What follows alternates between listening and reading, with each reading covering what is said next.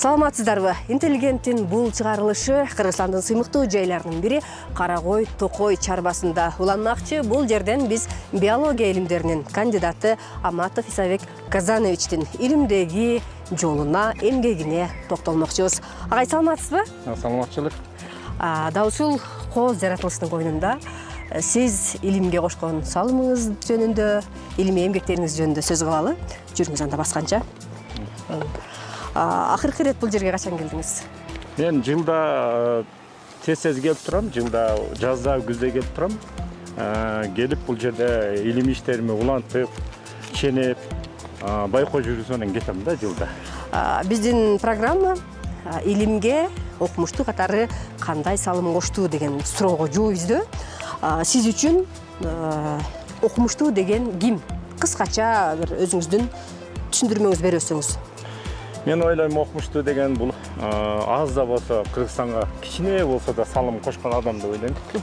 Мен бул жерде 10 жыл иштеп, эксперимент жүргүзүп, бул жерде жашап иштеп, өзүмүн кичине болсо да Кыргызстанга салым коштум дейм.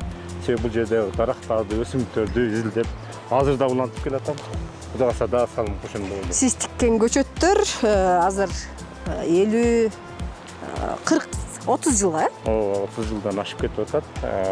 30 жылдан ашып атат. 93-төн бери келип атканда 30 жыл болуп атат. 30 жылдан ашып кеткен көчөттөр бар. Уругунан эккен көчөттөрдүн чоң дарак болуп калгандыгын көрүү чоң сыймыкпы? Сыймык, мына мына мен мына даракты, мына ол даракты өзүм уругунан эксперимент эккем, мына долоно. Бул жерде черемуха турат. Буларды уругунан эстеп, топтоп, кургатып, эгип, анан эксперимент кылып, питомникти өстүрүп, анан 5-6 жыл алып келип бул жерге эккем. Ошондо мен 93-94 келгенде эле эгилген уругунан эстеген даракты. Бул жерден топтоп алгамды эгип, бул жерден тиги жогору жака чейин жолдун бойлогун эккенбиз. Кийин келечекте балдар, жаштар көлөкөсүндө эс алып бассын деп, ушундай сиздер менен басып келаткандай бассын деп. Чуп Александр Васильевич менин биринчи илимий жетекчим. 1993 жылы мен ушул жерге келгенде жетекчим мен атайын ишке кабыл алып, ушул жерде илимий иштерибизди баштаганбыз. Негизи максат ушул жерде көчөттөрдү эгип баштаганбыз. Бул жерде көргөн карагайларды эгип баштаганбыз. Дарактарды эктик. Анан мына үйдө мен жашадым 93-төн 2002 жылга чейин ушул үйдө жашап, илимий иштеримди уланттым.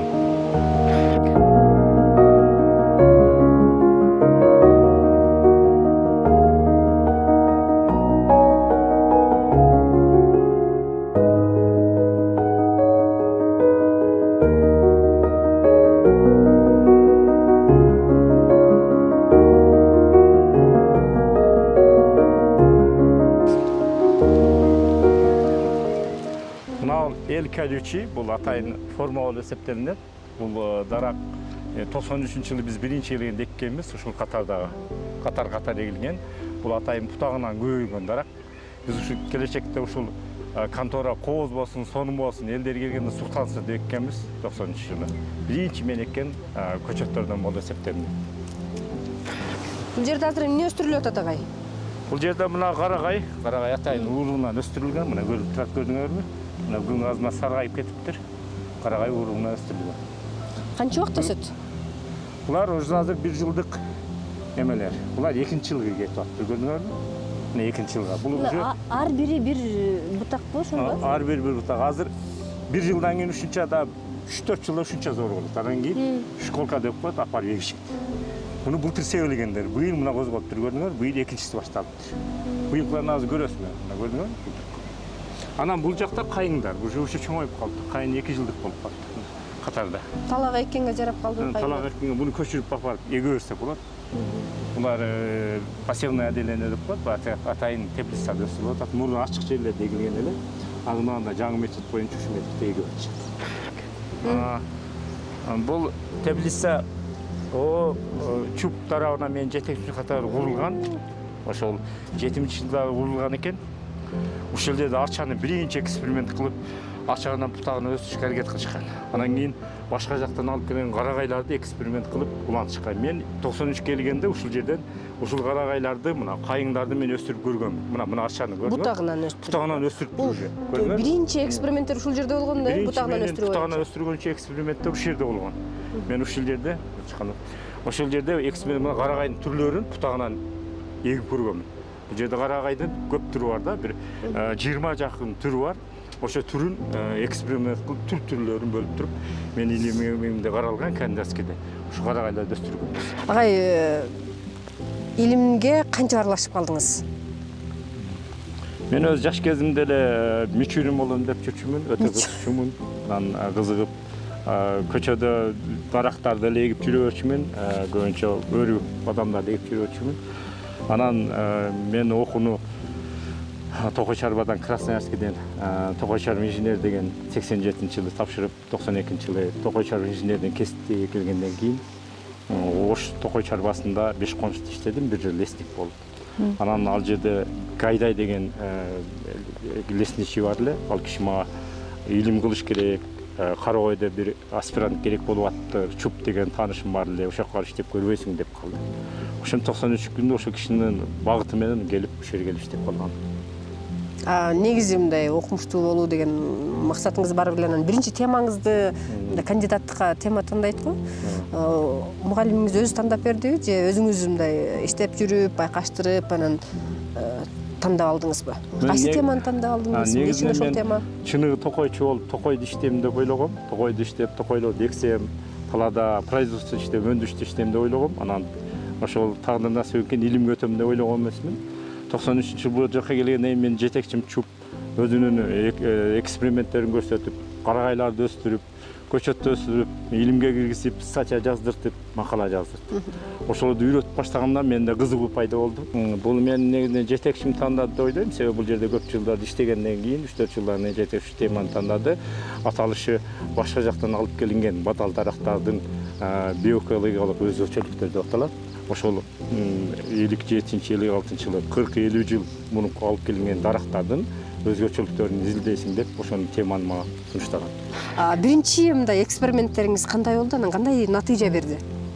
Биринчи бир окшошпой калган учурлар көп эле болсо керек. Болду. Биринчи келгенде уруктарды топтоп баштай деди. Күздө келгенбиз, жазда башталды. Биринчи эксперимент сээп көрдүк. Жетекчим көрсөтүп берди.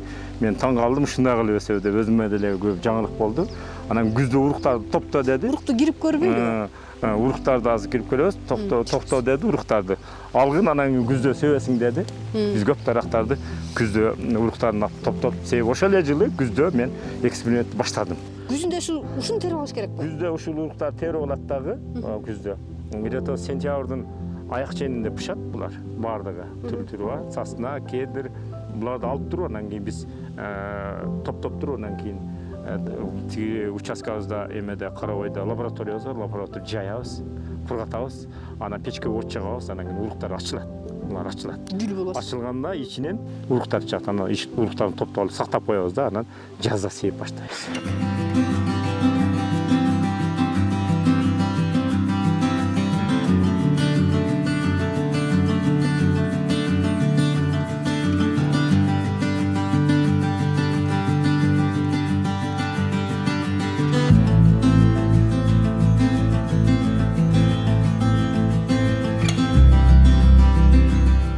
Бийиктигин өлчөдүк, тиги бул аппарат менен. Тайын аппараттар бар. Анан кийин азыр дарактын жыштыгы канча болуп атат, примерно плотность канча. Анан уклонун өлчөбүз, жердин уклону кандай болот. Анан астында дарактар, жаш көчөттөр барбы, жокпу, ошону определение кылабыз.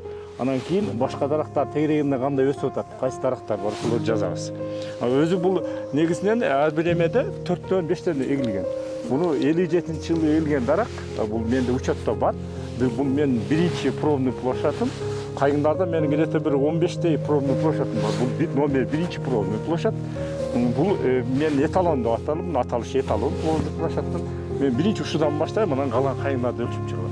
Мына карталар менен кагаздан илимге мына карталарды көрсөтүлгөн, жазылган. Кайсыл жерден участкада каерде, мына бөлүм 80-чи квартал, биз мына алып турган картада. 82-чи, мурунку эски боюнча 80-чи квартал, азыр экиге бөлүнгөн, жалпы аянты 544 гектар жер. Бунун 80 гектар жери ушундай эгилген карагай, арча, тянь-шань карагайлар аралаш өскөн дарактарда колго эгилген. Кандидаттык ишиңизди жактап атканда ар бирин ушинтип изилдеп чыккансызбы? Ар бир мына бөлүктөр мына турат го, мына бөлүнгөн, мына красна, мына ар биринин ар бир ушундай жерлерди ченеби ар бир даракт. бийиктигин, турасын, узундугун ченеп, бардыгын карта түзүшкөн. Канча түп дарак бар эми? Бул жерде өз негизинен ошуп bunun içinde 82 tür var. Men negizинен бул жерде негизгилерин алгам. Негизгилер биринчиси кайың өтө көп эме алганы, бир 18 гектар жерге жакын кайың бар. 16 гектар жерге жакын листинси бар. 15 гектардай тияшан карага бар. Анан кийин башка дарактын түрлөрү бар. Ошолордун арасында түрлөрү бар. Мен ошолордун бирин жазып чыккам. Ошонун негизинде мен илимимди жактагам. Башка жактан келген өсүмдүктөр дегенде эми кайсыл жактардан эмне өсүмдүктөр келген? Биздин ушул Карагой жайлоосунун коргонун ичинде. Карагойго бул жерден Түндүк Америкадан, Канададан, бул жерде Россиянын көп региондорунан, Владивостоктон, Уралдан келген, Сибирден келген дарактар бар. Бул жерде Карпаты, Европадан келген дарактар бар. Мына өсүп турат, кара Европа, Сосногорная деп турат. Биздин жаратылышка айкалышуусу кандай болду? Мындай бир бат эле өсүп кеттиби же куурап калгандар көп болдубу? Бул жерде 80 гектар жерди айтып атпайм, ошол жерде эккенде көп дарактар куураган, бул эксперименталдык участкада. Анан эң жакшы болгону приживать эткен, эң жакшы көктөп кеткени ак кайың, береза бороздачавая деп коебуз. Бул жерде 18 түрү келген, ошонун эң жакшысы баягы мен көрсөткөн ак кайың. Андан кийин тиги бул жазы жалбырак болот, ак кайың, анан долоно, черемуха, ошолор ылган. Анан ийне жалбырактуулардан эң жакшы өскөнү Тяншан карагайы, эл колючий деп коебуз, көгүлтүр карагай. Анан сосна обыкновенный, сосна горный. Анан кийин лиственница түрлүү сибирская деген бар. Уралдан баштап сибирге өсөт. Ошол жакшы өскөн, гектар жерлерге келген. Силер азыр көрүп кыдырып үлгүрө албайсыз. Бардыгын ар биринен 18-20 гектардан эгилген жерлер бар. Атайын токойлор бар. Азыркы шартта ошол өтө жакшы өзгөртүп атат. Мен тиги илимий китебимдин аягында жыйынтык кылгам. Кыргызстандын шартында кайсы жерлерге эксе болот ушул дарактарды. Деңиз деңгээлинен кайсыл аракта бийиктикте өссө болот деген өзүмдүн сунушуму илимий теманын акырында жыйынтыктап китепте сунуштагам. Кайсыл жактарга эксе болот? Мисалы үчүн мына кедрди мисалы үчүн мына азыр биз турган кедр соснада обычный 6 айда өскөн нерсе өсөт. Мына 70 жылда эгилген ушул кедр.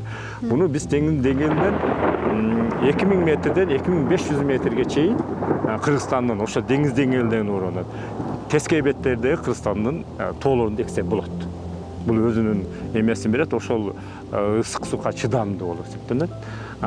Лиственница болсо деңиз деңгээлинен 2000 метрден 2002-2000 метрден баштап 2600 метр, 2700 метрге чейин деңиз аралыкта тескей беттерде күнгөй тескей бет берилет да. Тескей беттерде эксе болот деп мен сунуштагам. Ал эми пихта дугласа деген Дугласиядан келген, Америкадан келген атайын пихта бар. Мен деле буну ошол эмеле бийиктиктерде сунуштагам. Биздин шартта, Кыргызстандын шартында өтө жакшы, түштүк Кыргызстанда жакшы результаттар көрсөттү да. Себеби менин акыркы байкоолордун ичинде ушулардын 50-40 жылдык байкоолорду карап изилдеп чыкканда ушул дарактар жакшы өстү. Өзүнүн жакшы багыттарын берген. Мен буну ошол диссертациялык тема акырында жыйынтыгында лесоздорго сунуштагам, сунуштап рекомендация берген. Эске сала кетсек, агай илимдин кандидаттыгын 2005-жылы жактагансыз. Анан докторлук ишке көбүнчө башка теманы тандашат. Сизде тескерисинче ушул эле теманы географиялык аймагын жоготуп алыптыр. Бул мен азыр Карагойдо гана участке ушу Кыргыз атанын ичинде кылдым. Мен докторскийимди улантсам болот. Мен түштүк региондо, түштүк Кыргызстандагы башка жактан алып келген бадал дарактардын аккумуляцияштыруу, өздөштүрүү деген эмеде темам, доктор темам ошону тандап алгам. Оштунун окумуштуулар кеңешинде бекитилген бул. Азыр ошонун ичинде иштеп жатам. Атайын бир китептин үстүндө иштеп атам, монографиямды жазышка аракет кылып атам. Анан бул дарактардагы жылда мен келип изилдеп жүрөм. Кудай кааласа мен кыргызча бир ушул дарактар жөнүндө, ушул өзүмдүн эмгегиме жөнүндө бир китеп чыгарганга аракет кылып жатам. Кудай кааласа сунуштайм деп ойлоп турам. Дарактарга байкоо жүргүзүү жаратылыштын дал ушундай жамгырына, карына, 4 мезгилдин ысык суугуна чыдап, ар бир көз ирмемине байкоо жүргүзүү менен коштолот экен. Бүгүнкү каарманыбыз 8 жыл бою дал ушул Карагой жаратылыш коругунда көчөттөр менен кошо өсүп, дал ушундай чоң бактын өсүүсүнө себепкер болгон адам. Урматтуу телекөрүүчүлөр, интеллигенттин бул чыгарылышын ушуну менен жыйынтыктаймын. Кайрадан көрүшкөнчө саламатта туруңуздар.